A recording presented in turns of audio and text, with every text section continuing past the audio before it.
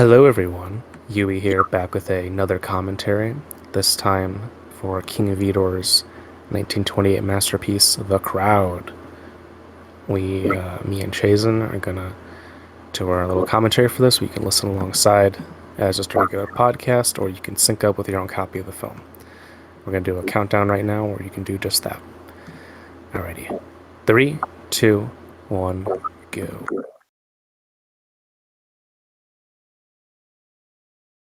All right. Uh, I am very much looking forward to doing this one. So, doesn't it seem weird to you that in silent films, you still had the MGM lion, but he wasn't roaring. You know, isn't that strange to think about? But it does. Like when you watch a film from this era, it does happen. You're like, oh damn, it's kind of when the lion doesn't have a roar. It's like I'm so reflexively used to it, right? So that I'm just like, okay, well that's something. You can imagine the roar, Yui. Right. Well, what I have to wonder is, so was there any point at which, because like silent films would have musical accompaniment, did they ever reproduce the roar in theaters? I wonder. Yeah. There's probably like a history of this, right? A history of the line and all that. I'm not sure exactly when it came into being. I wonder if even every now and again you had a cheeky person who was just like, "Roar," and just did it themselves. Oh god. I hope not. I think that cheeky person was a child. So, what's your relationship to King Vidor? This was the first movie of his that I saw. That was several years ago. And I saw it was on TCM, and I really liked it. And then I think I saw a few of his movies piecemeal over the years. I saw The Big Parade after that, which I loved. And then I've also seen The Patsy. I did that for my silent page, one of the ones with Marion Davies. And I saw Hallelujah, which was his first sound movie, which is pretty good. Problematic in some ways, but progressive in others. Well, we're going to get into that because that's a characteristic thing of Vidor. Oh, yeah. Yes, very much so. And then earlier this week, I've also seen his little short, An Introduction to Metaphysics, which I think can like explain a lot about him as an artist. And then this week I watched Our Daily Bread, which is technically a sequel. Like the characters have the same names, the two leads.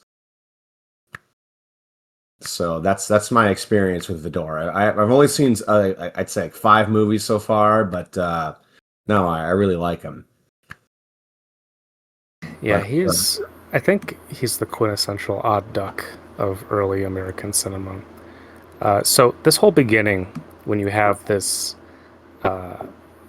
lead up of Great Expectations, where this young man is sort of it's a very reminiscent of what Citizen Kane will do later, where it's like someone going off and being ushered into this aura of greatness, right? It's like, oh, you're gonna grow up to be somebody big, and you're gonna be this person who, whatever you do, it's gonna be big and important, and this like quintessential American aspirational tale.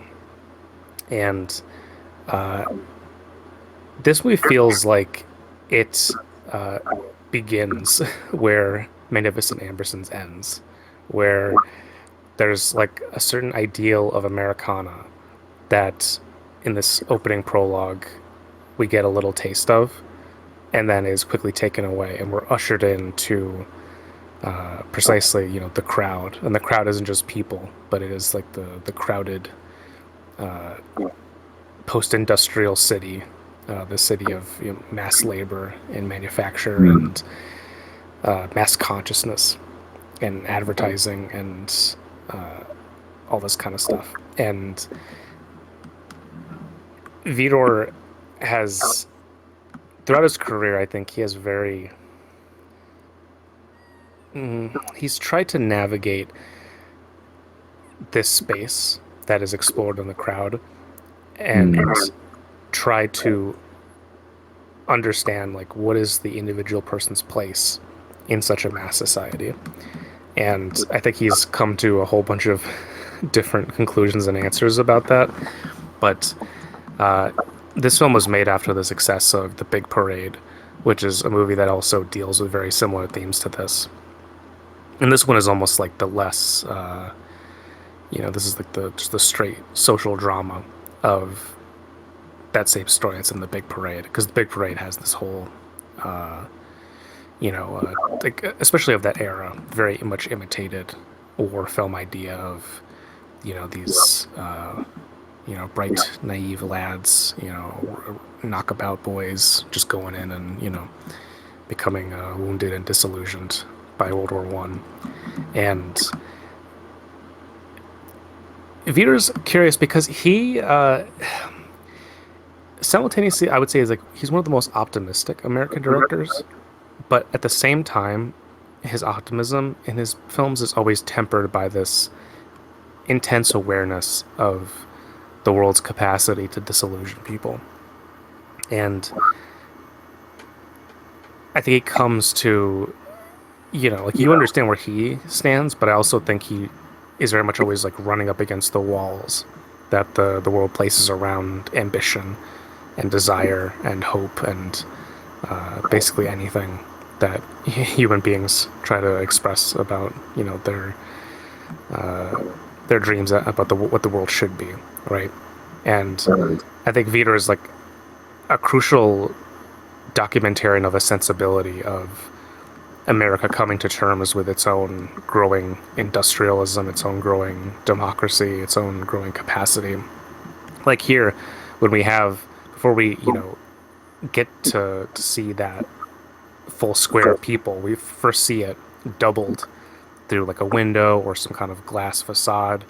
And so it looks like way bigger than it actually is, and it's being duplicated by, a piece of this huge city that's just growing bigger and bigger. And especially in the 1920s, like this was just such a huge boom time for, like the true blue skyscrapers emerging. And now we get like this is one of the most famous shots with this incredible fucking miniature where the camera rises up from the very bottom at this low angle, and then it turns inwards. And God, how the fuck did he do this? It's just so good. Yeah. And then it pushes in, and we get to see interior dissolve, and there's just this huge mass of office drones, just like all arrayed in some grid pattern, and it's all very bureaucratic and homogenized. And then here we have John Sims, number 137, and he's a face in the crowd.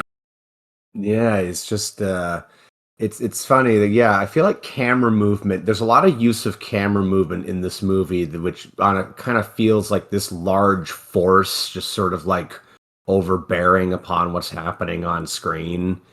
It's like it's like there's this current that's like bigger than like the person we're following, that's like constantly moving. In Yes, this movie. I mean, Vidor began his career wanting to make films that espoused, good morals and clean living and other things associated with his Christian Science faith. And very quickly, as soon as he, came over to Hollywood, I think he realized, it wasn't exactly commercial in the way that he needed to create a career that he wanted to. But I don't think he ever really gave up on those beliefs at all. I think he very much adapted them to suit the times that he was in. And like that whole shot with the building is exactly duplicated in the ending of his adaptation of Ayn Rand's The Fountainhead, where the camera just rises up from the bottom of a skyscraper and then, culminates in seeing like Gary Cooper, his arms, at his hips, standing astride the top of the building as he's constructing it. And I think in those two images, you see the dichotomy of Vidor's career and his worldview, I suppose, where in this movie, the industrial society is seen as, both dehumanizing and lively, and impressive and terrifying, and there's all these things. And then when you get to the Fountainhead, there's the sense that like the great objectivist man needs to take the bull by the horns and amass his own control over this this huge construction project that he's exerting his will upon all these forces that seemingly are beyond him. And I think between those two, this is a populist version of what then becomes, shaded with objectivism. And in between all that, he flirts with, socialism and anarchism and, demagoguery. And he goes in his films that I've seen between all these different positions and explores them. And I think is never really contented with one or the other, but they're all very much reflective of the times that he's in. And I think the key part to all this is that it's like built into the form. Because I think what Vidor is so good at in his work is depicting, the high hopes crashing into reality and our internal expectations of the world versus what the world is actually like. And it's not like these things are subtly shaded, right? He's a filmmaker of big movements, big broad gestures, loud declarative dialogue. There's not a whole lot of, there's not. This isn't Lubitsch, There's not like inside jokes and witty stuff. Like everyone's very, bright and smiling and earnest, and when they're sad, they're like, they sink into the depths of depression and self hatred and all these things. And when they love with this tenacious force. And so Vidor has this. I don't even know what you would describe it like. I don't want to pathologize it really, but it's almost like just a total hysterical idea of like the human being's capacity for what emotions are, what ideas are, and what life is ultimately. He's a little bit a little bit borderline, a little bit bipolar. I don't know what it like, but just enthusiastic above all else, I think. And I think like in this, when we get this, like they're just going up a tiny little tour bus, but he makes it look huge by filming it from below. And the his friend hesitates before he gets up there, and you see like the huge buildings in the back, and like you get this sense really of like these two people, these two people who aren't used to the city, who are getting used to it for the first time, and they're just so dwarfed by everything they're observing, what they're mingling inside. And they're like, he's very good at using those types of like, you get the sense of POV from this movie particularly well. And you see now it's like he's already here and he's like making observations and critiques, and he's saying it's like, oh, all these guys are just stuck in a rut, and like there's this idea in this movie like, oh, John, he's gonna be the exception, because he's got this sort of destiny, right? Yeah. But unlike, I think, he like Vidor's not a deterministic filmmaker like Fritz Lang. Like the idea of a destiny is not systematized or anything like that. It's a promise, and it's something that's rarely fulfilled. Like the Vidor touch, I suppose, he's always like leaving you longing for the fulfillment of some great promise or some great ideal. And you're like when the film ends, it's never granted. It's never like you're always in the middle of something. We're always left on a gesture towards an uncertain future, which could be good or could be bad, but it doesn't resolve the tension of the movie. We're left on that tension, and that's definitely true of this movie, where things don't turn out completely disastrous, but also like they're not super perfect and great either. And you get the sense that John's idea of himself, there still is that sense of disappointment and disillusion, even as we see all these these bright, beautiful parts of the city, and it's like, oh wow, it's almost like a city symphony travelogue type of early silent film. Yeah. And we get all that, and it's great, but like Vidor, again, he always contrasts it, and there's this like there's this back and forth. I will say though, these like these circus things do look fun. These like I Oh don't know what kind of yeah, carnival this is, but like with this spinning wooden, like uh, it's pretty good. Coney Island. But I also like this sequence because, like, he comes from like a small town, right? Which you can assume has some pretty middle America conservative values. And here in Coney Island, this is a place where, like, I imagine that, like, as we can see in the sequence, like, the contact between like men and women is a lot more like free and like open here than it is in like his hometown.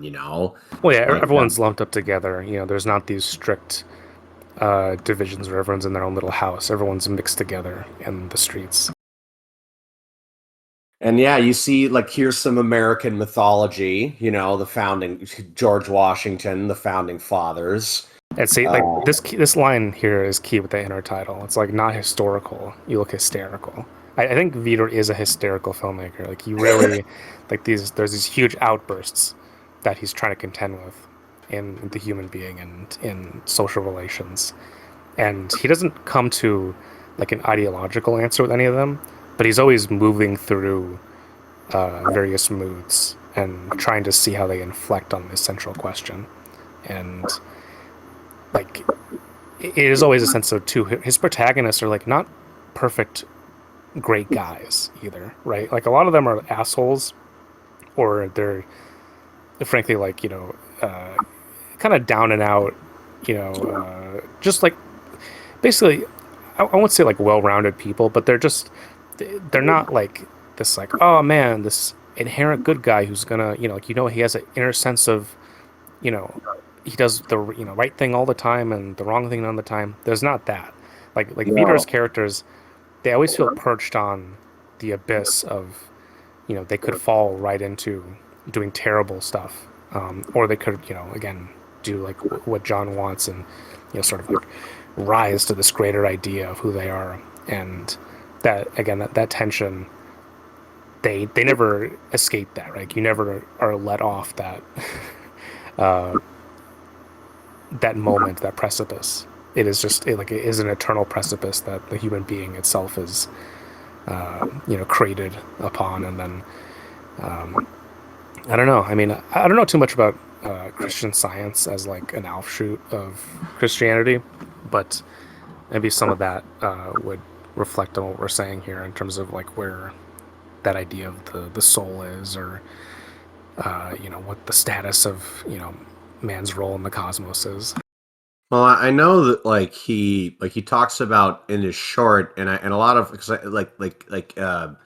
the metaphysics short, because I think a lot of, like, I think Christian Science, it has a very like hardcore, like, idealist conception of the universe, where it's like everything is like a matter of like thought, Yeah, everything's a part of a great mind.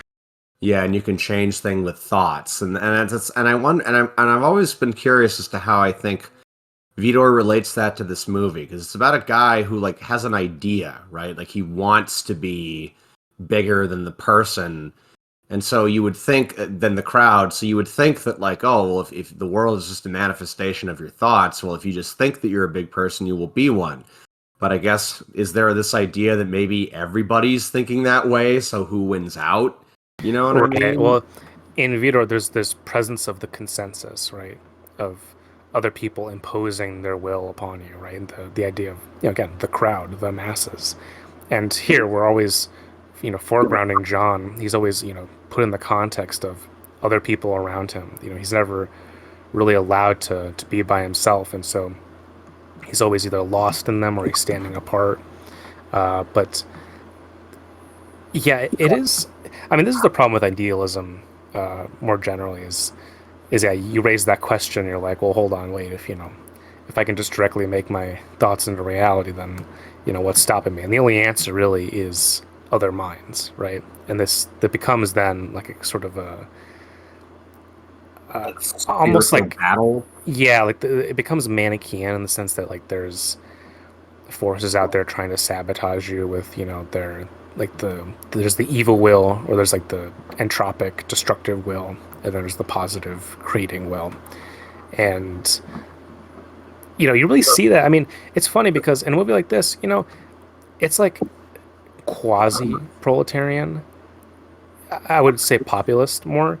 And then you get to, Our Daily Bread, and it's like, again, it's a movie that, if not socialistic, it like discusses socialism with like not dismissal, like, which is just incredibly rare for an American film. And I think the 1930s was a part of that for him. And then you get to, yeah, stuff like The Fountainhead and his later more noirish movies. And there is this like sort of psychotic Nietzschean idea of, we need a great man to come and remake the world and make it a better place and all this kind of objectivist shit. And that, essentially, like, man is a like a disgusting animal who is only elevated by his like capacity for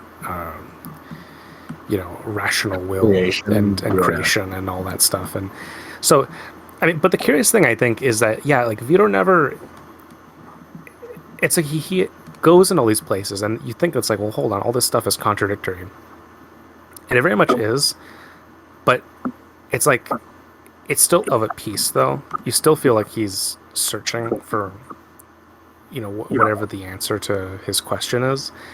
And I think, like, the idea of energy, the idea of, yeah, willpower, it's central to his work, because I think, when his characters experience the sense of failure and disappointment, it's precisely when their inner conception of themselves is, it doesn't have the solidity to match up to what other people want, right? It's exactly Mm. what you said, where, everyone in the city and here in New York is trying to do their own stuff. And it's like, okay, well, what are your dreams then compared to the dreams of thousands and millions and, et cetera?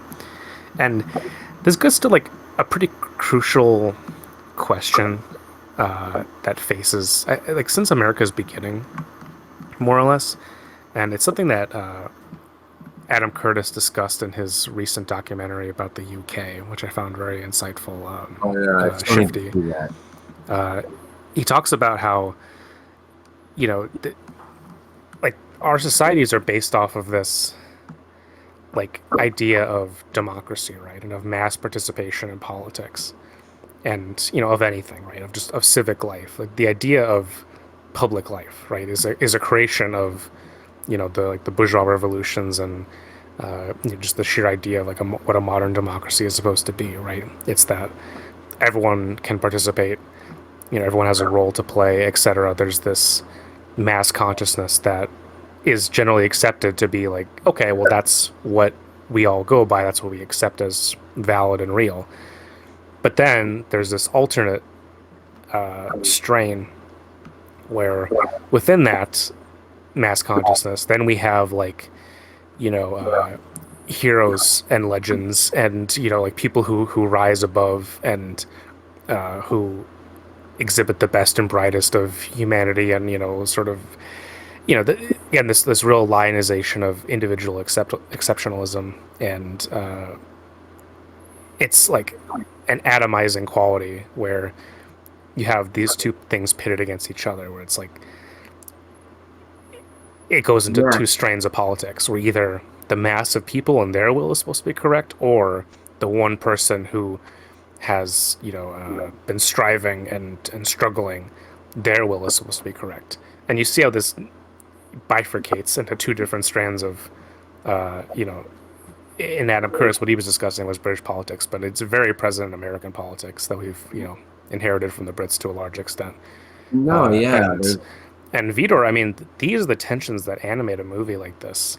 Like, because it simultaneously, there's a sense of excitement at the promise of, mass American industrial society, but at the same time, there's like a suspicion of, like, the individual is going to be smothered by this mass of anonymous people just all scrambling to, outcompete and outrace each other, and that everyone is becoming anonymous, and that, like, whatever individual virtues you may have, it doesn't matter in the face of something that just exists beyond you. And it's like, I think it's fascinating to the extent that Vidor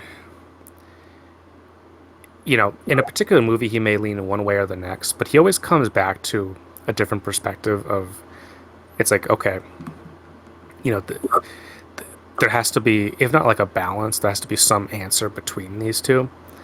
And yeah, like this movie really, I mean, it's out of all his work, it's really the most symbolic of that struggle.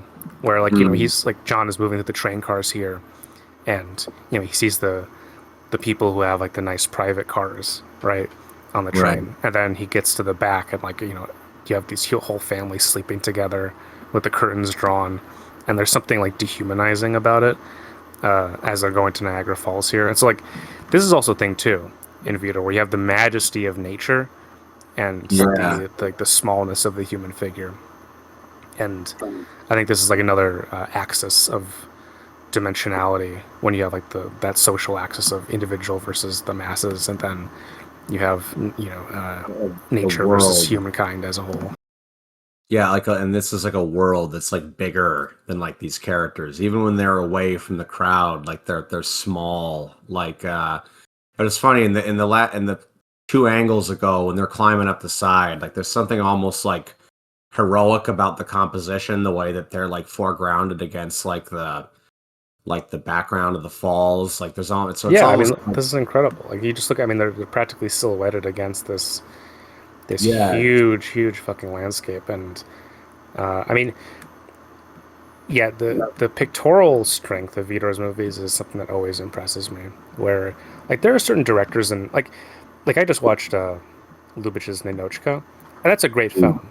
But like Lubitsch is not filming huge landscapes. He's not doing that. That's not what interests him. He's not filming like pretty compositions and painterly vistas. Like he's more interested in the interplay between people and social relations and spaces. Vidor is like, nah, man, we need to get a big ass fucking waterfall in the frame with a beautiful lady, and like, there's, he shares that with people like John Ford, very Mm. well. Like, and I think Hitchcock has this too, where the sense of space is like it almost like we need that uh, context. Like in here, in a sense, John is the perspective of the director, right? Where he's got his camera and he's taking pictures of her, and he like falls in love with her against this vista, and then he joins her, on the side where the waterfall is at. I mean, and it's just incredible. And I think that's the subjectivity that you spoke to with King Vidor's later essayistic movies about metaphysics, where, in a sense, his movies are always about the camera and like us trying to step into this world, step through the frame into the shoes of the characters, into the situation. We're always we're always moving. Like it's never like a picture being imposed on us. It's a picture that's like the camera's again pushing into it, and we're Mm. asked to traverse that space. Well, I almost see in this scene with him taking the photographs because they're on their honeymoon and they're in this like famous landmark, and it's almost like this thing of like because a big part of this movie is like trying to live up to like the expected script of life, and so it's almost like this thing of like, oh well, we're doing the honeymoon thing now, so now I'm gonna take the Right? There's the photos routine. like of our honeymoon, right? So that we can look back and be like, hey, we did the thing, right? Like we did the honeymoon thing we're supposed to do. And like you can like document that now. But Right. And then he says that, his love is like these falls that'll go on forever and ever. And I think then, of course, we cut into the banality of the apartment where there's a fucking loud train next door drowning out the song that he's trying to sing on his little ukulele. And you get the sense that, like, oh, yeah, maybe this love isn't going to, last forever and ever. for a Uh, sec, you could see the toilet before the door closed, which was yes. pretty scandalous. But something you were talking about the majesty of like the outdoor shots was something that I think is very interesting about the visual structure of this movie. Is that like in the Niagara Falls scene at the beach in the city, there are all these big very impressive shots, but a lot of the scenes in the inside of their house are very intimate, like very simple, just like a lot of mediums and stuff. And I like that sort of the contrast between like that intimacy when you're in like their personal space, and it's just kind of focused on like them versus like the longer shots when they go out of their space and they're just a smaller part of the world. I think. Right. Well, again, going back to this idea of like hysteria, Vidor, like it's never one or the other. It's oscillation between the two, right? It's the epic and the domestic. It's the banal and the majestic. It's it's nature and urban life, and he's always involving himself in these contrasts because I think he's trying to find the answer that can only be understood between this dialectic. Mm, And see now this too, when her family comes home and or arrives at their house anyway, and they got all these like wedding presents and stuff and all this, and John is sort of like isolated and cut off from them, and you can feel his discomfort with everyone there, and in a sense, he's like sort of he's looking at these presents that she's been given and saying like, "Oh shit," like what am I doing then? Like and you could just like it's so simple what Vidor does, but it's it's very impactful, very emotional, and yeah, like these late silent films that he did, I mean, they're just extraordinary. Really, really exceptional stuff. It really deserves to, and I think it is of a piece with movies like Murnau's Sunrise. Very mm, like this is a very similar movie to Sunrise in no, like how it definitely. kind of has like a fear of urban life. There's like a suspicion of that, um, and what's the other one? It's also close to something like The Last Laugh, I think too. Like there's a connection Mm, between someone like Murnau and Vidor that I think is strong. Because The Last Laugh is all about like this embarrassment of a small man, right? And his like pompousness and his idea of like who he is versus what he actually is when deprived of his role in society, and that letting down of expectations, I think, is key to this movie because there's an idea of which John is like he's sort of been betrayed by his own idea of himself that he's been told it's like, all right, you're going to be this and now you have to be this and do these things, and none of it really comes together in the way that he wants. yeah, no, it's funny because like you were talking about the whole tension between the individual and the crowd and like the American like politics and life. And so what I think is interesting about the weird schizophrenia that we have about the masses versus the individual in America is that you said there's this idea of like, oh, well, we live in a democracy, like, you can vote and like you can make your voice heard, but like the idea is, but it's based off this thing of like, oh, well, everybody thinks differently, and then like you put forth your vote, but it's like because like it's all private enterprise, it's like, oh, we all like are together in the American project, but the American project is you working for your own dreams, and the idea is, oh, well, we're all strangers, but because we're all working for our own dream, we'll just naturally, by our own volition, just, want to like, work together, and then you'll eventually achieve your dream by doing that. But like, there's no like, it's like, yeah, you can make your voice heard by quote unquote by voting, but it's not like it's not like there's like a mass project that like everybody's a part of. Like it's a bunch of like individuals making decisions for themselves, and like what you're sold as is that just sort of naturally works together because like a market mediates that all those individuals trying to like work together for their own goals. Well, that's why we have a market, that like responds to everybody's things. And it's like, well, does it, or does it just sort of like accumulate certain things in a certain way? So it's like, yeah, there's this whole the American project, which seems to be a collective idea, is just everybody working on like their own thing, and then like a market just mediates all of those individuals through like exchange. So does that, you know what I mean, like that schizophrenia of like individual desire within like a larger sort of mass of people. Yes, no, I think you're exactly right. I think this is the inherent paradox to I mean, not only America, but to, bourgeois democracies as a whole, is there's no orientation towards an idea of, there's a social idea of like public good, right? But there's no economic idea of what the public good is. Not really. I mean, if we're being honest with ourselves, like there's, we talk about this or that sort of thing, but when it comes down to it, there is this suspicion in a lot of, Western democracies of, you know, any effort whatsoever to create public good with public will, right? It's, it's like if you, because then what you're essentially doing is saying, it's like, all right, well, then we actually have to take votes seriously, and it can't just be this parlor game of shifting around people from party to party, and all this kind of horseshit that you and I are used to, and that everyone else in America is used to.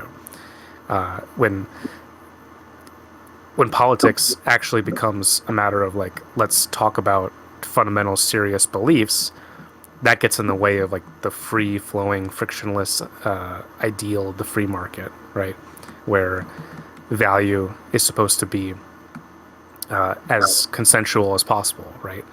And so we can all agree it's like, this is what a dollar means, and this is what role the market plays in human life. And then if you say like, well, hold on, it's a political question actually of what that should be, and we should decide it against the wishes of private individuals, then you have this immediate opposition towards, well, well, how dare you, like, again, you have the perspective of the bourgeois and the millionaires and all that, where they don't want to give up this power that belongs to them and only to them.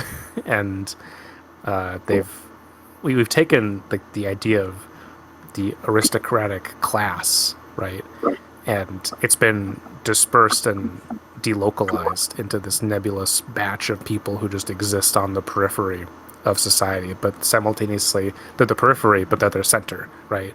Whereas meanwhile, the whole, most people, who are just, poor schlubs trying to work, the proletariat becomes decentered, even though it ideally should be at the center, right? It's like it becomes fucking. It's like, oh yeah, these class concerns. Well, that's you can't really discuss that. It's not allowed in the discourse fundamentally, and I think what that creates is this, because like it's never, you're never going to get over that, right? There's never going to be a situation in which you say like, ah yes, we finally resolved all the you know inherent problems that paradoxical worldview creates, because in a sense it reproduces itself just in the way that the market does, right? The market reproduces certain patterns of behavior, and so you're never going to get over that without a mass exertion of will, but not private individual will, but a public will. And I think that essential tension, it's what Marx really identified as sort of, bourgeois democracies are a halfway step between feudalism and socialism ultimately, right? Because you see like the elements that go into socialism, but they're not organized properly, and they're not facilitated in the way that they should be around an idea of a public good. And this whole notion of public good, yeah, it's not something that Vidor's films like articulate very strongly, because I think he's so individualistic. In a lot of ways, he's always taking this like very private point of view. Everything is subjective for him, right? And so he can like embody different points of view, but it's always like one at a time, right? He's not making movies like I don't know, like who's a more like collectivist director that we can think of, like someone who's like, I mean, like Eisenstein. Yeah, like Eisen. I mean, well, that's obvious, but what I mean is like someone who like isn't afraid to deal with social groups like contending for their hopes and needs. I don't know, but whoever that director is, I mean, maybe it's I don't know, like someone like Robert Altman or fucking God knows what. But Yeah, no, anyway, yeah, that's a good one. like someone like that, I think would it would traverse the space from subjective to objective because it would become a space of objective relations, right? It would say like actually like we're all here, we want this. This is what's happening. This is the space of struggle. This is the political terrain, the economic terrain, right? There'd be something more clarifying about it. Whereas I think Vider's always more fascinated by the contentiousness between people, right? In the way that people don't come together, or like they occasionally do, but then they drift apart, but then they come back together again. Like there's that rubber banding effect that his movies have. Like we're observing here with, the couple, and they're very much just coming at odds, and he illustrates that really simply by just having them divided, in the room, never together in the Yeah, same shot, right? Like it's just purely visual for him, and I think he's just always like again it's the idea of like energy. Like energy can build up into something big, or it can disperse into these small little areas, and he's always like moving across that whole terrain and saying like okay, like here's the total, almost like pluralistic, uh, relativistic idea of what this is, and that subjective relativism. I mean, it's quite strange. It's like, especially for I think an American director, you don't see that a whole lot nowadays. Usually, when things are depicted, there's not a whole like we don't see too many competing senses of reality that we find in Vidor's work. In Vidor, there's always a sense that like reality is a battle, right? That there's different mm, versions of reality, different versions of truth, and like the film's struggle is to say like who's winning or losing in that argument, and where and when, and you don't see that in someone like John Ford. Like John Ford, he's sort of consigned to what is, right? There's an acquiescence towards precedent and history and mm. tradition and collective will. I mean, yeah, I would say like Ford has a stronger idea of what collective will is, because he just has these big groups that are all bound together by certain rituals and routines and ideas. And even in Howard Hawks, people, it's almost like everyone's together in a workplace, and they all know Yeah, like the regulations and everything, and everyone's an insider, right? Whereas small band. Vider has like everyone's trying to, in a Vider movie, like the characters are trying to break in. They're trying to get in through the door. They're trying to like put themselves in their own picture, right? They're not like people on the inside. They're really not. They're always, I don't want to say outsiders, but they're always like malcontents. They're people that are not, they're not fitting into any established social order, and they're trying to like figure out their place in the world. Yeah, there's speaking of that, there's some sad parallels between the actor James Murray's life and the hardship of the character he played here. Do you know much about him? Not Uh, really, but I mean, vaguely I know what you're talking about, but go ahead and tell us. but he like hitchhiked or train hopped his way across America to get to Hollywood. And like both of his parents, I think, were Irish, and he worked odd jobs like shoveling coal and stuff to work his way over here. And then he was in Hollywood. He was an extra for a bit. He got a couple featured parts, and he did this movie. And this is the one like really notable movie that he did that anybody remembers. But he was a bad alcoholic, and it just kept on getting worse. And it got to the point where he wasn't getting work because he was drunk all the time and he was getting arrested. He actually went to prison and did hard labor because when he got a DUI and he showed up in court, he was drunk in court. And so they sentenced him. And then in 34, Vidor was thinking of casting him again as the same part in Our Daily Bread. But then he heard that he was panhandling on Skid Row. So King Vidor went down the Skid Row and he offered James Murray a drink. And he goes, "Hey, look, I am willing to offer you a part playing the same character in this movie, but you have to clean up your act." And Murray refused. He thought that Vidor was just doing it out of pity. And he was like, you think because I'm asking you for a buck, you can come in here and tell me what to do. Well, you know what you can do with your part. And then a couple years later, he was found floating in the Hudson River. Nobody knows whether it was an accident or a suicide.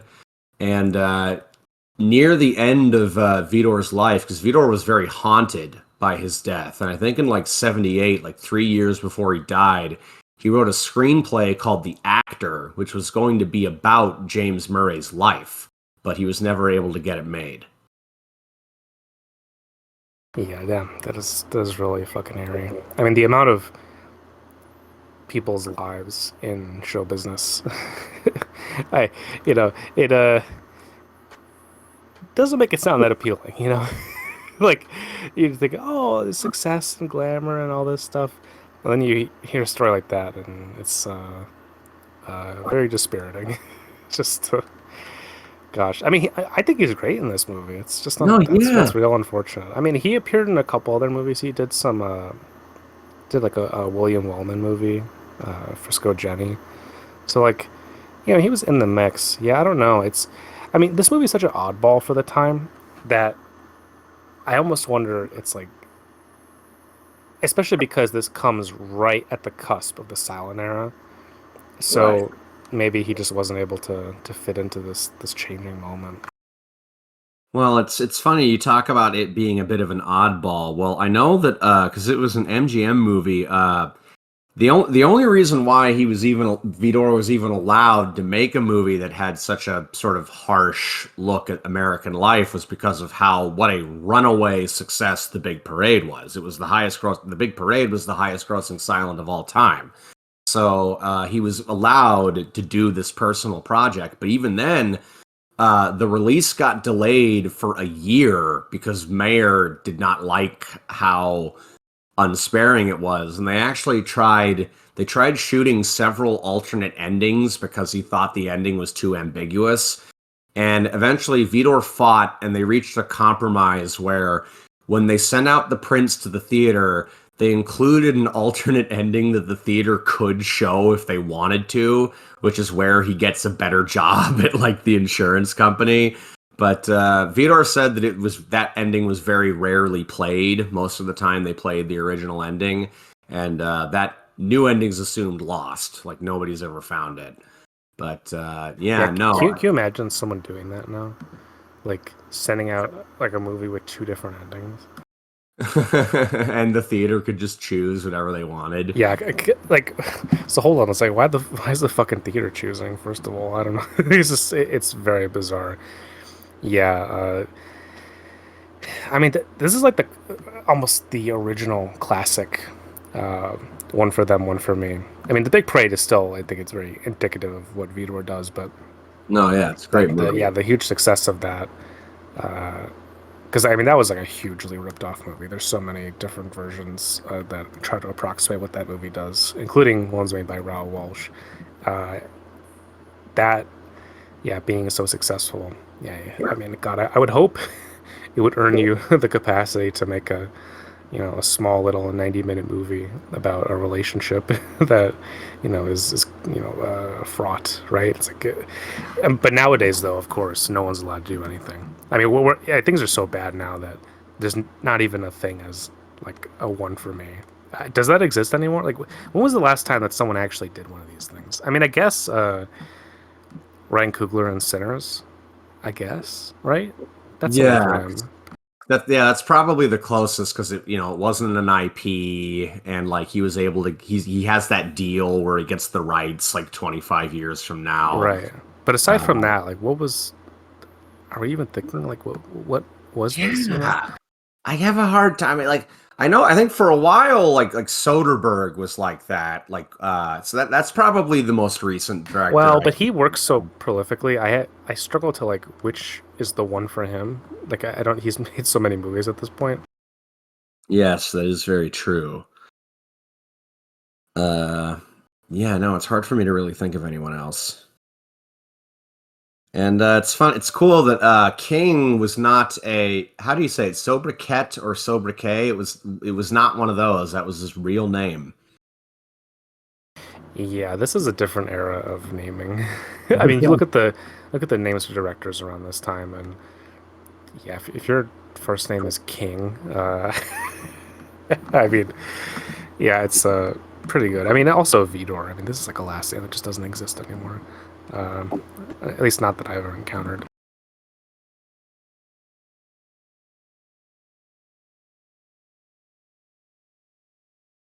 Oh, yeah, and yep, and he just has to. He still has to be at work even while his wife's giving birth. Yeah, see, this whole space, it reminds me a lot of was it the Terry Gilliam Brazil? It reminds me of Yes. that. It reminds me of John Frankenheimer's Seconds. Just Oh yeah. this weird, anonymous, strange workplace. Like Well, the if there's an actual place that I mean, maybe there was back then. Because we look at this now and it looks weird, and it seems strange and artificial and sort of expressionistic. But maybe at the time there were places like this. You know, no, just big I fucking rooms where you just had a bunch of people and desks. No, I think there were. Like I think I've seen pictures of it. Like well, and also another movie that like pretty blatantly that crane shot after it pans up the building in the beginning and then it like pushes in the crane onto all the desks. Billy Wilder like pretty much directly copied that for The Apartment early on in that movie. So that's another movie which got a lot from that. And this is an interesting this whole sequence. He's like, where can I find my wife? Like this is so important. Like this is our protagonist. We're invested in him. This is the biggest moment of his life. But like he's going around and like these doctors. He's like, I'm her husband, and all these doctors are like, it's like he's just one of many people who are having this same big, huge, important moment, right? It's like the most Yeah. important moment of their Again, it lives. gets relativized in a way. Yeah, it's just like, people deal with this every day. It's just their job. Like, it's the most important moment for you, but for the nurse, it's just 2 o'clock on a Tuesday. Right. Uh, See, that's always fascinating to me because it really is true. And you know, we walk around and we're sort of oblivious of each other, but at any day, like one of us could become the least or the most important aspect of someone else's story, right? And yeah, it's very bizarre to think about, but it's true. I mean, fundamentally, and I think this scene does a good job of capturing that. Where like the doctor sarcastically says, "Oh, we haven't lost a husband yet." So this too. Okay, the way like the beds are arrayed, it's kind yeah, of the inverse of the scene earlier when he's younger and he's coming up the stairs, right? the converging But lines. yeah, like this like geometric pattern. I mean, it's huge fucking space. By the way, this is just an enormous like again like what hospital is like this? But it's almost I won't say it's surreal, but it's just so strange and good. Like you'd really get the sense of disorientation that he has when he's just like the camera's slowly pushing in behind him, almost like a steady cam shot in a way, which is fascinating for this era. Yeah, and can we talk about how amazing Eleanor Pressman is in this movie? Like, my God, she is so good in this. I mean, they're both great, but no, I think her especially like is just so nuanced her performance. And Yeah, Vitor worked with her a lot. She's in Bartolus the Magnificent and Show People. So I think she she and was him the were second wife. was she? Oh, Yeah, they were married for a little while. It's funny. Vidor had quite a few like affairs with like people that he worked with. yeah. He Well, was isn't this the story of like all creative industries though? Like you hear about this all the fucking time, where everyone's in the same circle and people are just falling in love on set and all this. I mean, it does happen, right? Like, no, because yeah, we think about it absolutely. as weird, but when I look back, it's like it's quite common. I mean, maybe not super common, but like enough to where it's sort of just I don't know. Like now I've just observed that happening so much. It's like actors falling in love with each other. I mean, because Yeah, well, it's when you have these people pretending to be in love, like yeah, like that could happen indeed. yeah, and the creative process, like you're just getting really close to people, and you're learning a lot like about each other, like and you're unified towards a common goal, that like ostensibly you both believe in. Yeah, see, Which, look, and you got the beach here. I mean, this is a crowded beach if there ever was one. There's just so many people.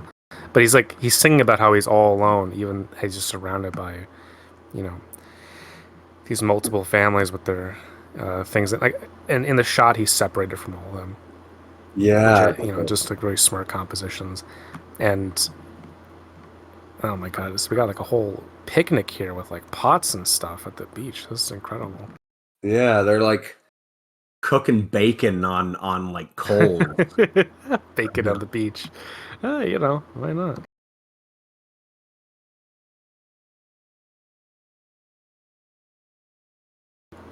So he's got his like straw boat hat. Love a good straw boat hat. They're Yeah, fun. We should bring them back. They're fun. yeah, Chazen, do you like hats? What's your I opinion on do. hats? No, I do like hats. I think we were talking about in the they drive by night commentary. I think it was that about how much it sucks that like pickup artists ruined fedoras because now respectable people don't want to wear them, and that's a shame because the fedora is a beautiful hat. And a lot of the times they don't even wear fedoras; they wear trilbies. So I hate it when people Yeah, trilbies. call them fedoras. It's like they're not fedoras; they're trilbies. But no, Right. I Well, love a we need good to hat. bring back the straw. Hold on, she's like making cake and shit. This is so fucking crazy. Can you even imagine? Your mother is at the beach and she's making cake. This does this happen? They're putting sand in the cake. Ah.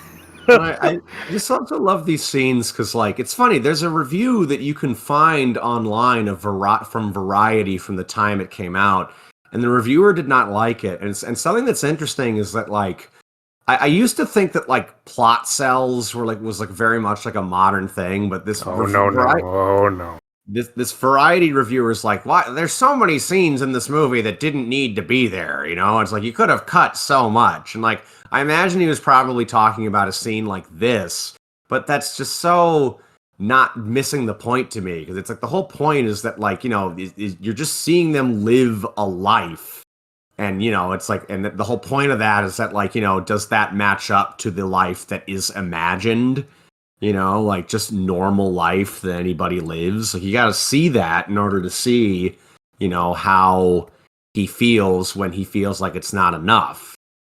And I think that that's part of what is so groundbreaking about this movie is that it said, hey, just somebody's life can be a worthy subject of art.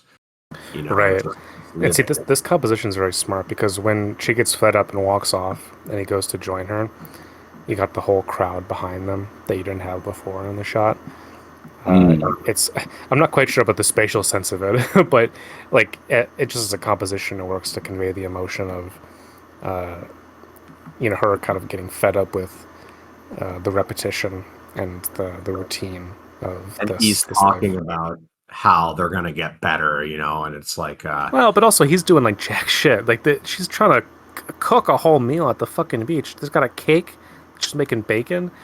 Bacon and cake, by the way, great combination. yeah, yeah, savory and sweet.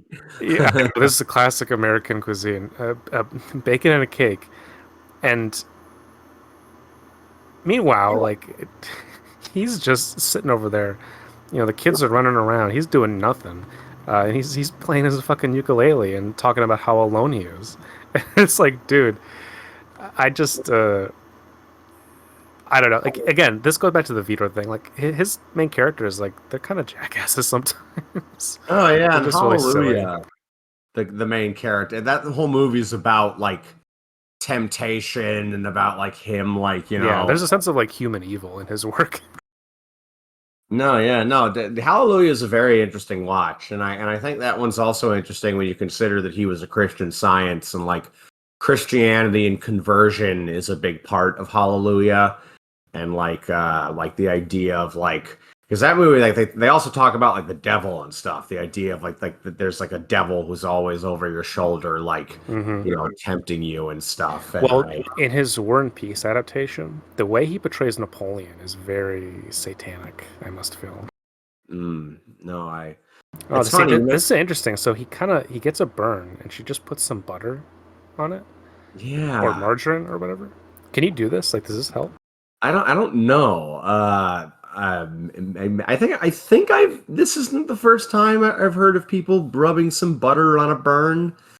Yeah, I don't know, but no, it's funny that you mentioned War and Peace because there is a beautiful and the whole like we are the most important person in someone's lives, but we you know someone passes us by and we're a stranger. Well, there's a great passage in the book War and Peace where like a young man comes home after he's been wounded, but he's okay.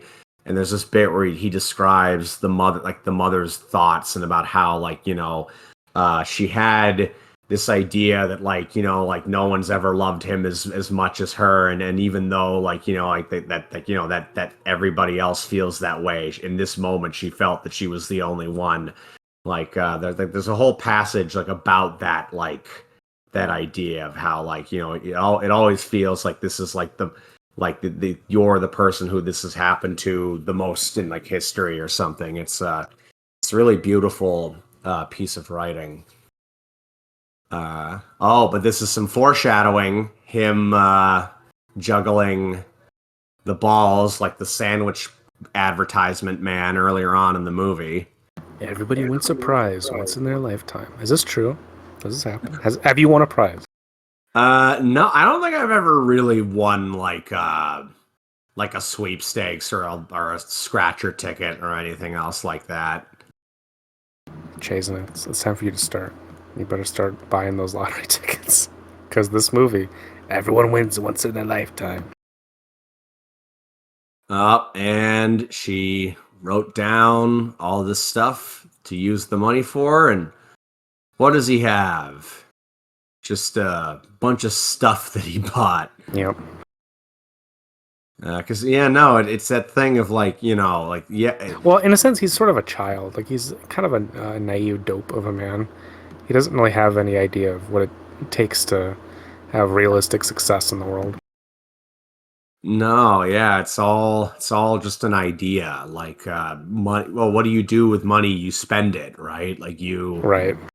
It's it's that like that feeling good through consumption. Like I get you stuff that And like look, this is makes like you. a scooter. This is a pretty. Do they have scooters like this? I mean, of course they must have, but it's pretty advanced stuff. I was gonna Look at say, yeah, it that. looks pretty slick. Yeah, I wonder when scooters were invented. I mean, obviously, by the 1920s, they must have been a thing. Oh, yeah, this fucking hell, Oh dude! no. I forgot. Yeah. Oh, dude, holy shit! I forgot about this shit. Dude. Fucking computer. I mean, this is crazy, by the way. This is like at the time. Do you think audiences were used to this type of stuff? Like Yeah, this, like nowadays, this would be like an M Night Shyamalan type of like what like it would be like John Wick when the dog gets killed. You're like, what the fuck? It's just. I mean, it's pretty brutal for because this film hasn't been super intense thus far, no, and now yeah. we go into more melodramatic territory.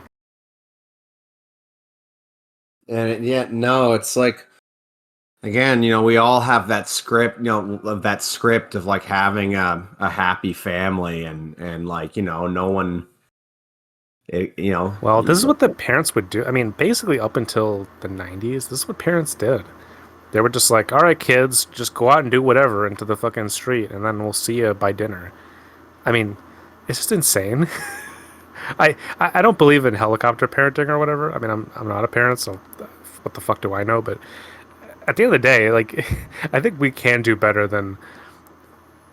Not that these two were like perfect human beings, but it's like, all right, maybe the kids like, don't play around in traffic. Like, what are we doing? I, I mean, it's just, but that's what they did. Like.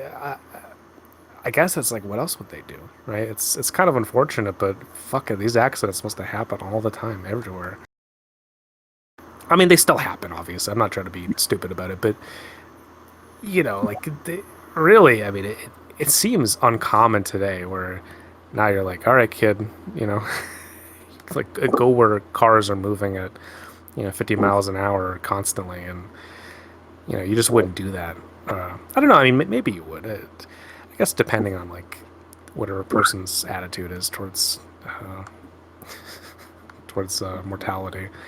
Oh, did your parents like raise you in that way, Jason, or was it another way? They wouldn't let me go out in the street, but we had a pretty big backyard that led to a creek, like behind our property, and there was like a field next door. So they would let me like wander around in like the nature outside, but like we never really in like an urban area because we didn't really live in like a dense urban area. But they definitely would let me just go around outside by myself, which I gotta say I have very fond memories of. But oh, this sequence is amazing. Just Yeah, everyone's yeah, rushing past him. I mean, it's the physical motion is so intense. and it's like what we were talking about with the hospital. It's like this is so huge to Yeah, the him. world can't stop because your baby's sick. I mean, this is, this is brutal. This is real brutal. Because yeah, you get the sense like the city's just full of things like this happening all the time, uh, and uh, of course now like Vito takes the time to notice them because it's almost like the energy of the movie has shifted into a negative spectrum.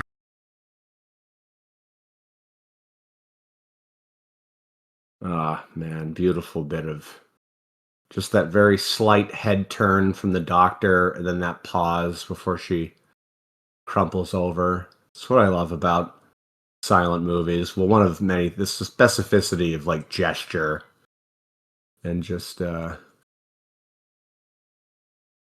visual storytelling with the acting. Like, it's funny because, like, I think of cinema as a director's art form more than an actor's art form, but I almost feel like the actor played an even more vital role in sound because so much of the storytelling just comes from like how they act on screen, which is Yeah, true of you had to do a sound. lot like because you had to every gesture had to mean something. Like you weren't it wasn't a situation where you could rely on like tiny little suggestive bits or frankly ambiguity. It's really hard for to do ambiguity in a silent film. It really, really is. I mean, you again, in some sense, you have to do it via montage. Otherwise, it just gets lost so easily because I think our perception relies on uh, our sense of spatial awareness with sound so much that if we just have images, we actually like miss out on a lot because we think of human beings as visual creatures and that we perceive everything primarily through our eyes. But I, you know, I think it's true that our ears we pick up more than we think about. You know, Hmm. like our senses absorb more information than we cognitively acknowledge. And so when you have a silent film, yeah, I think you're right. You know, it. I mean, I think it's borne out in the truth though, because in silent cinema, that's when the idea of movie stars were born, right? You really did this. You essentially had people. You had a mass producible version of someone's persona, right? Which really just didn't exist before. I mean, it existed in like books and articles, right? And in paintings, Yeah. I suppose. But again, you're not mass producing a painting. You're really, it is quite different, especially in a movie. There's an intimacy there. So when you have that, it's no wonder that these personalities, especially like the ones who were able to create an archetype that they could inhabit, they really Mm. became super successful. And yeah, Yeah. I love this with the numbers across his head. Yeah, see, but see, it's like these big gestures now. This stuff is so out of fashion. No one ever does this kind of stuff, and it's a little bit broad, but especially for a silent movie, it works super well.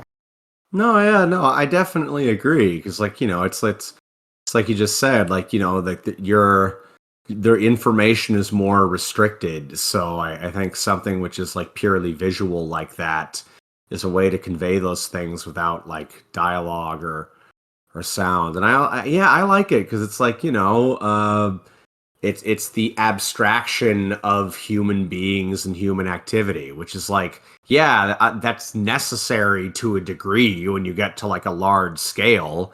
But if there's not something more involved in terms of your connection to it, it just feels like a detachment of like, your connection to human beings. It's like, that quote, one death is a tragedy, a million deaths is a statistic.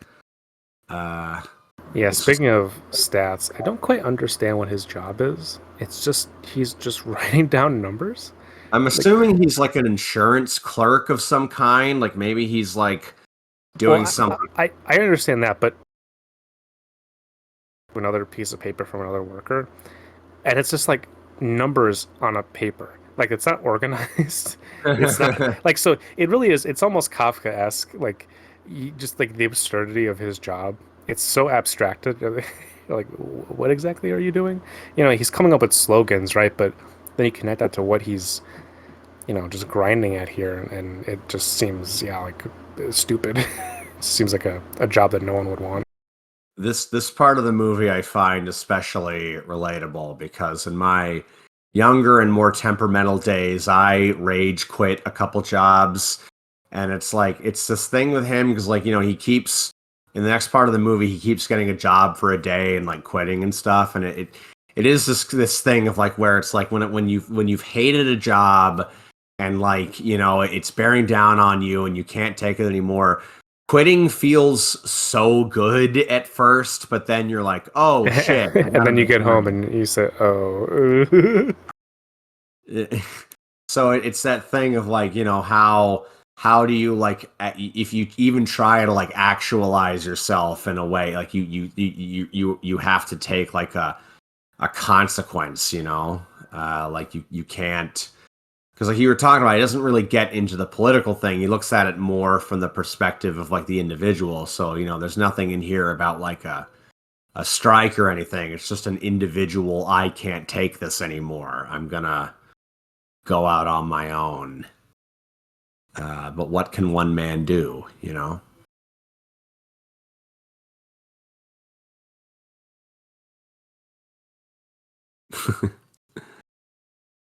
That he and his kid just sitting there diddling away. Yep, and I think uh oh no, well, never mind. I thought I was gonna say the slogan. No, it's the so picnic. this is like a like where's this picnic taking place really? Like where are we going out towards? I guess it's just on the water, on the boat. I don't think they're A going to a boat picnic? destination. Yeah, I guess maybe the picnic is just on the boat. That's what I Oh yeah, I assume. guess you could do that.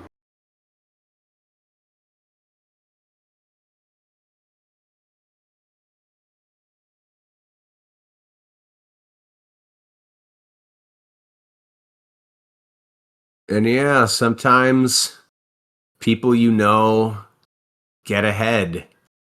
Like, I think we all knew someone who like, and it's funny because like Bert was like very much like this sort of like party animal, like John was. But it's funny. I feel like we all knew someone who was like the biggest party animal when they were younger, but then later on they became like the most put together, like out of all of your friends. Like I feel like I've known a few people who've known somebody like that. I don't know if you ever have, Well, but I've like never been to any parties, so I honestly wouldn't know. But I think it makes sense in as much as if you're someone who has a lot of energy for parties, really what you're asking for is just to have that energy focused into something else, right?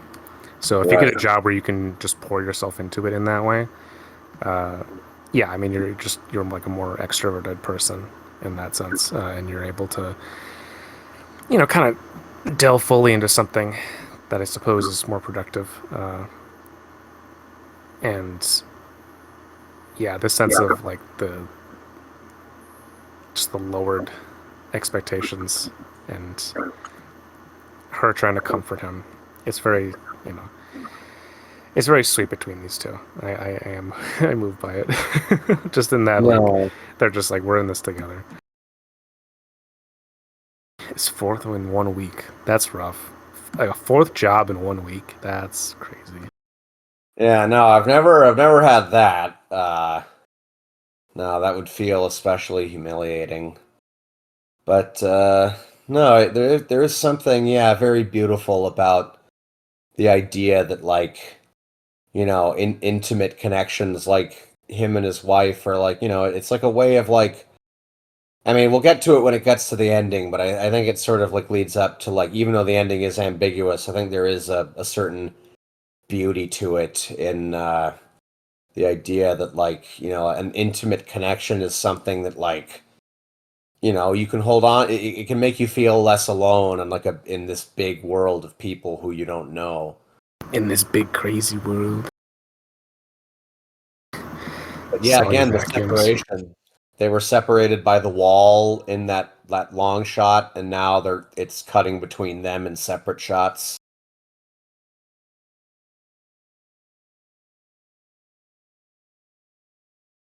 Yeah, this is the thing too. Is he just doesn't have a coherent idea of like what he wants to do or what he would like be good at doing, right? He's all this pent up energy and desire that's being wasted and unfulfilled. Huh. There's no use trying to sell vacuums. Everybody has one. I think you're hitting on this thing called surplus value there, King Vidor. That's right. Uh, Yeah, I just bought a new vacuum a couple weeks ago, and I'll tell you what, good. I like a vacuum that works. Makes me happy. I think the last one I held on to for years and years and years, so I got my money's worth out of it. I'll tell you. we do not know how big the crowd is and what opposition it is until we get out of step with it. See, yeah, this is the kind of. Uh, I mean, in this film, it's populist, but you could see how like that sort of statement. It's very Randian. It is very much like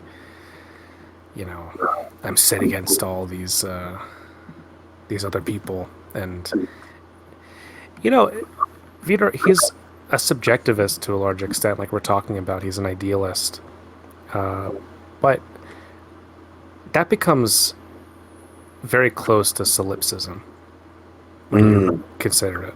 I think you can very much go into this. I'm the one real person in a world full of, phonies and hypocrites and sheep and that kind of thing.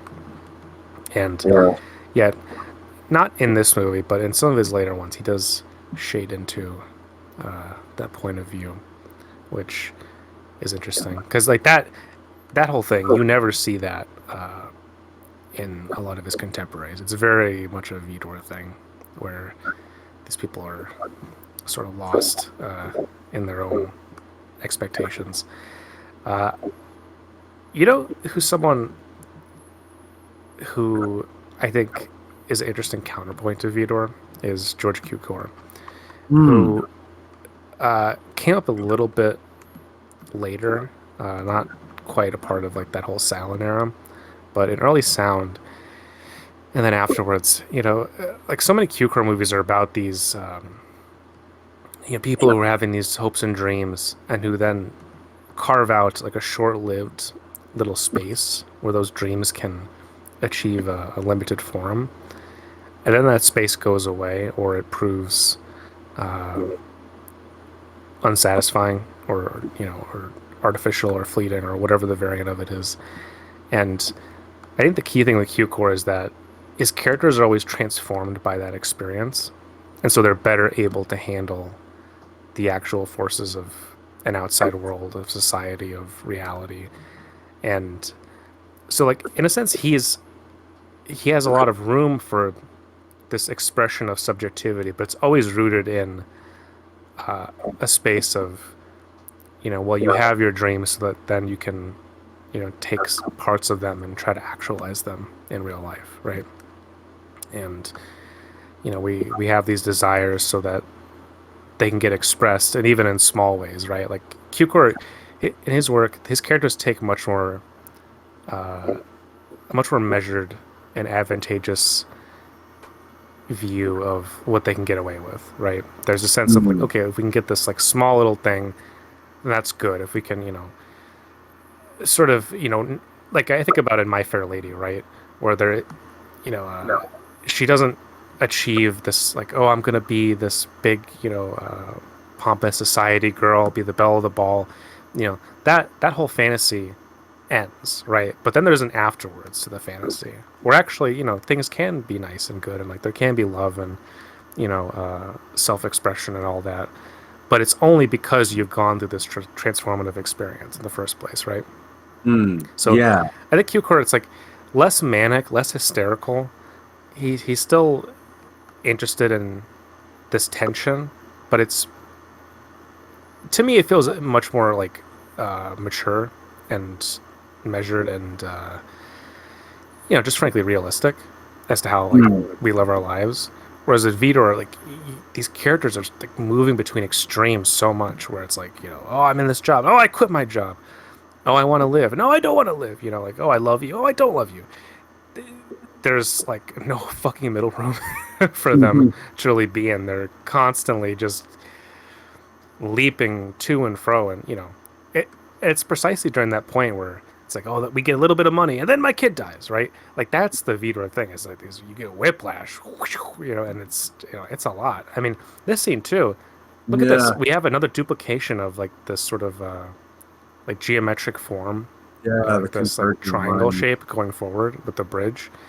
Like, and God, I mean, this scene is fucking hard to watch.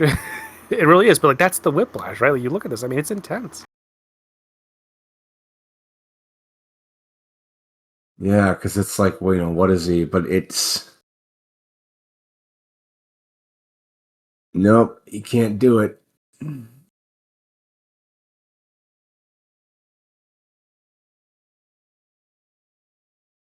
It's just among, yeah, all this industry, all this stuff being moved, a stockyard, you know, all the stuff that's going to be like, But it's also crucial that there's no one around him.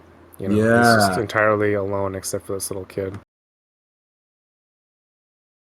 Now, this was a point that, I'm not too familiar with this overall tradition, but I know like the Italian neorealist directors like Rossellini and Visconti and all those dudes, they were really inspired by not only this movie but this scene in particular with him and this kid, and the sense of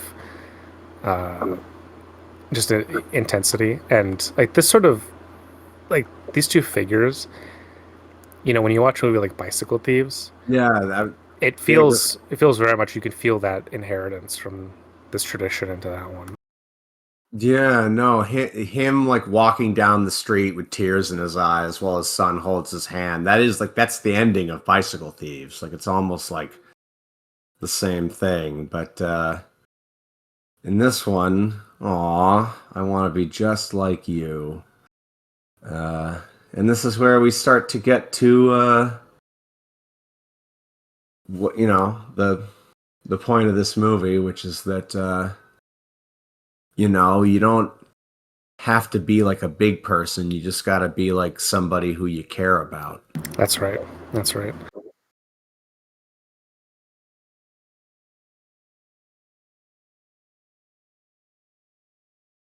We can do it, boy. We'll show him. Oh Yeah, no, this is such a great scene. This is really superb. Fuck. God damn it. yeah. Yeah, Oh damn. Vitor doesn't really get the credit. Like he kind of like he gets talked about as like adjacent to a lot of the other bigger names of this era. Fuck, but like, when he's good, he's so fucking good. Like unbelievable. Just like maybe his movies are kind of all over the place and like you said, maybe a bit schizophrenic or whatever label you want to apply to it. But man, when they have their moments, it's it hits. Yeah, this whole era of silent film, this and Sunrise and Faust, and you just have these immense, titanic achievements of this late silent era. I mean, it's just hard to believe that all these movies are coming out in the span of 1 to 2 years, and just bang, bang, bang. I mean, can you imagine if a movie of this caliber came out today? Like a movie that deals with like imminent contemporary concerns, but in like a very simple, earnest way, and just like really gets to the heart of things. It's hard to imagine because things are so different now. I mean, this is 1928. This is almost 100 years ago, and like the cinema really has just become an entirely different beast.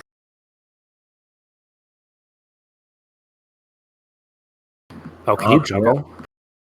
Me? No. Yeah, I can't either. I don't quite have the coordination. And yeah, no, you don't know until you've walked a mile in someone else's shoes. And what he looked, it's like, yeah, what So, he but looked that's the at. whiplash too. It's like he goes from being suicidal to like now he's a clown, right? There's just like I am always happy because I eat at Schneider's. That's my last name. That's Hey, right. You got your grill. yeah, I got my grill. What are we serving at your grill, Jason? We're serving lamb's kidneys with bacon. Thank you very much. Oh, that sounds good. I see these guys too. They got bowler hats. You know, Oh love yeah, a good bowler hat. They're nice. do love a good bowler hat. Uh,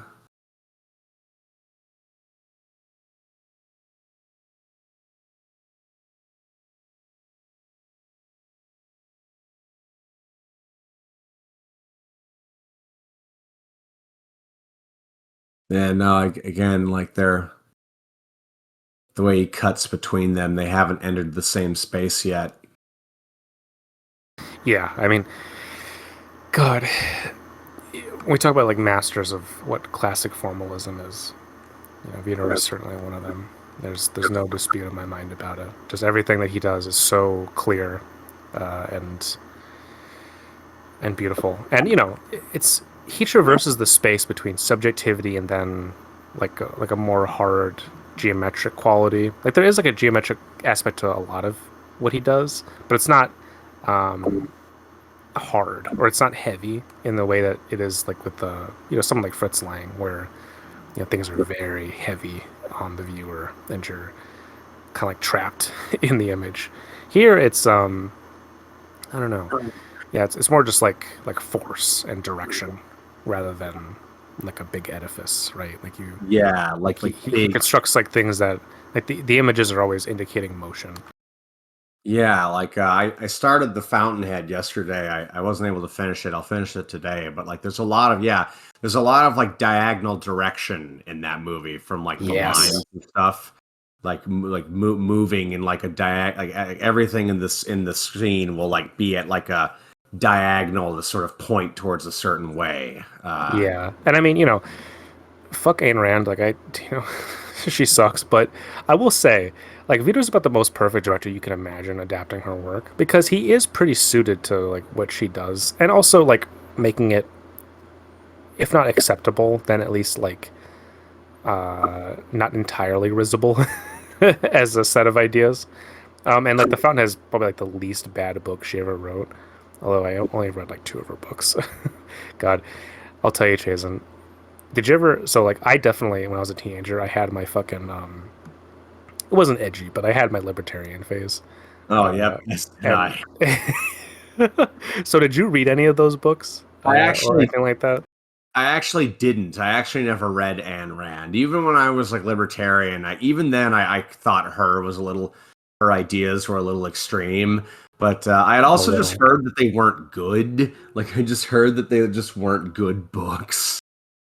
I'll tell you this: they're not.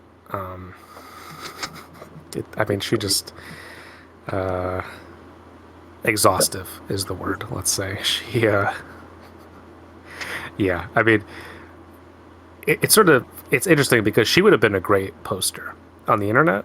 Oh, she Oh would have yeah. been great. She would have been a true ranting and raving lunatic, and everyone would just, it would be wonderful to just witness her insanity. But no, she funneled it all into writing books. She actually wrote some screenplays. I don't know if I ever seen any movie made off of one of her screenplays. Maybe I have, but I know that she did do that. It's always fascinating to me when you have writers who either come from politics or literature or whatever, and they come into the cinema, usually to their own chagrin. You think about, someone like F. Scott Fitzgerald, who depicted Irving Thalberg, the producer of this movie, in one of his novels as a, sort of like a, I don't know, like a tragic comic, whiz kid figure, which Thalberg really was. And I will give him credit. When you look at Thalberg, he's like one of the few producers in the history of Hollywood to have more or less like a 90% approval rating. Like the only bad thing that I think has ever been really put onto his name is the stuff with Stroheim's Greed. Which, Mm. I'll be honest though, Like people, okay, we still talk about this, and just my opinion. I will say this, like it, people nowadays, now, the crazy cinephiles would watch like the 8 or 11 or however fucking long that version of Greed that Stroy made.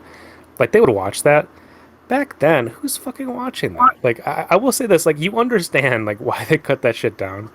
It's not it's not good, but like people act like how could he? How dare you? Like why would you ever do this? Yeah, well, I mean, Strime was kind of like a megalomaniac. It must be said, and so but that I contrast that with this because it's like a movie like this shows that like Thalberg was receptive. He could say like, okay, let's go out and make a passion project. Like, you know, he was behind Vidor 100% in making this movie, and in general, the stories behind him. It's like he wasn't like one of these like snarling asshole producers that you have now, or even a couple years later after he died. So George Cukor liked him. Like he was kind of a beloved figure, and remains so in the history books. And I think like as much as anything, the performers, Vidor, uh, this movie came out at the right time where you did have producers like Thalberg who said like, okay, we made a bunch of money, so now we get to make a risky film. Like people actually did that back then. It wasn't just a thing that happened in the '70s for a couple of years. It was you were able to do that before, and I think, God, I just wish we had more of that. I wish we had more of that, that give and take artistic atmosphere, but we just really don't now because everything is so atomized, and it's just unfortunate. But yeah, gosh. And see, this movie really Um, points towards sound in the future, right? It's right on the edge because you yeah, have like he's singing along this movie. You have the record player. This is a movie right on the cusp of it's on the avant-garde of silent, and then I think um, is this the last sound the Vito ever made? I think it might be, or maybe the next yeah. one he did. But yeah, afterwards everything would change. And it seems so beautiful because, she was going to go away with her brothers, but it became about this is where it becomes just, again, not about like this big script that you try to make, like, a script for how your life is supposed to go. So you're not really living in the present because you're always endgating this idea. And here, it's like it's an ambiguous ending because who knows how they're going to be in terms of his job and his income. But the final shot's coming up, and then I think that final shot to me conveys one of the most wonderfully un-American messages I can think of in a great movie, which is that you don't have to be a big person. You don't have to be important. You can just be a normal person who's just like a member of the crowd. That's right. No, Chase, and you mean I don't have to be an epic objectivist hero standing astride the feeble masses? You mean I don't have to be the Ubermensch? I could just be a nice, normal person? No, that's crazy. Yeah, it is very un-American, isn't it? At least nowadays, for whatever bullshit conception of American we have now. But look, there's a lot of like mirrored scenes and this panning out. You know, you get the extrapolation of their humanity into everyone else laughing, and it does give the sense of everyone's kind of going through this stuff. Everyone has their own struggles, and God, if we can find some way, even a little bit out of them, then that's important, and that's worthwhile, and that's worth making a movie about.